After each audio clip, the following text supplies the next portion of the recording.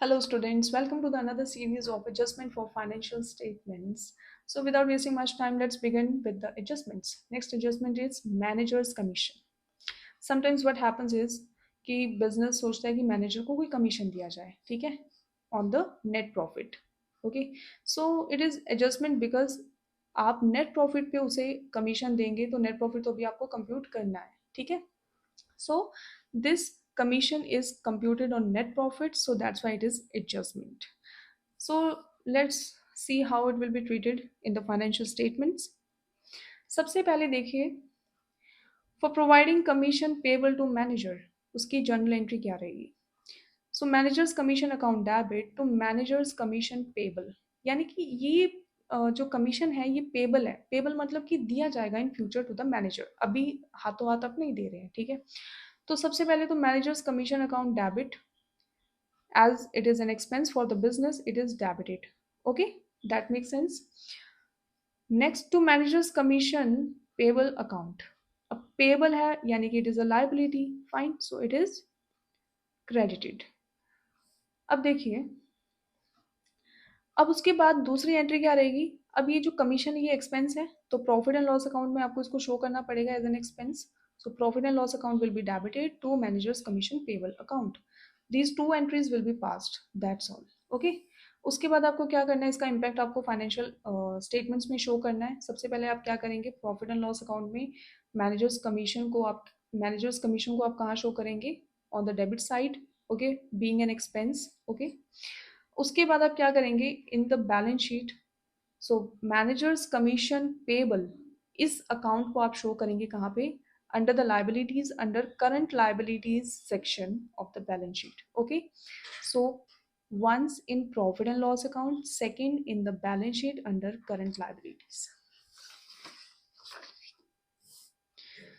So there are two methods to calculate manager's commission, ठीक है. So on net profit before charging such commission and on net profit after charging such commission. So in this case the commission will be charged like this: net profit into rate over 100, say 5% it is 5 by 100. Okay, and on net profit after charging such commission, net profit into rate over 100 plus rate, let's say 5%, 100. Okay, 5 over 100 plus 5, which is 5 over 105. Okay, if you don't know why this rate is like this, I will come with another video. If you know, then very good. Okay, so on net profit before charging such commission, this method will be used, and for this method will be used. Okay, let's do the next adjustment, which is bad debt recovered. सबसे पहले देखिए जो bad debt recovered का क्या मतलब है. Company के bad debts हो जाते हैं. बैड डेट्स का मतलब वो डेटर्स जो कंपनी को अब कभी पे नहीं करेंगे और कंपनी ने भी उम्मीद छोड़ दी and they have written off it as loss, यानी कि जो पैसा आना था डेटर्स की तरफ से उसको लॉस मान लिया और परमानेंटली उसका अकाउंट बंद कर दिया है, ठीक है, कि उम्मीद नहीं है कि वो डेटर्स दोबारा से पे करेंगे, ठीक है. लेकिन अगर बैड डेट ऐसे में ऐसा कुछ होता है कि डेटर्स वो पे करना चाहते हैं, ठीक है, वो पे कर रहे हैं, so it means that is called bad debt recovered, and this is gain for the business. Okay, this is gain for the business. And if bad debt recovered account is given in the trial balance, then how it will be treated, let's see.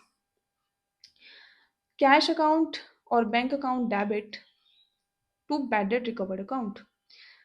They are paying cash or through bank. Okay, that will be debited because cash is coming in to bad debt recovered account because it is a gain, so gains incomes are always credited. Okay, इसमें अब क्या होगा, आप personal जो debtors हैं आपके उसके personal account को आप क्रेडिट नहीं करेंगे बिकॉज आप उसको ऑलरेडी क्रेडिट कर चुके हैं, ठीक है ना. अब दोबारा से क्रेडिट नहीं करना है क्योंकि आप उसका अकाउंट पूरी तरह से ख़त्म कर चुके हैं, ठीक है. अब दोबारा से उस अकाउंट को नहीं लाएंगे. उस अकाउंट को क्यों नहीं लाएंगे, क्योंकि ऑलरेडी एक अकाउंट ख़त्म है तो अब और कितना ख़त्म करेंगे, ठीक है ना. सो वो ख़त्म है, वो वैनिश्ड अकाउंट है, तो अब बैड डेट रिकवर्ड अकाउंट नया खुल जाता है उसके लिए, फाइन. अब ये जो नया अकाउंट खुला है इसको ट्रांसफर कहाँ करेंगे, पीएनएल अकाउंट में, because it is a gain, so it will be transferred to credit side of PNL account. Bad debt recovered account debit to profit and loss account. ये एंट्री होगी, ठीक है ना। अब इसका इम्पैक्ट कहाँ पड़ेगा, देखिए it is given in the trial balance, so इसका इम्पैक्ट कहाँ पड़ेगा, एक साइड पे पड़ेगा। Transfer the bad debt recovered account in the profit and loss account as this is gain for the business. बस सिंपली आपको इसे प्रॉफिट एंड लॉस अकाउंट की क्रेडिट साइड पे ट्रांसफर करना है, and that's all, your adjustment is done. Hope this is clear to you, and stay tuned for more such knowledgeable videos, and follow and like my channel if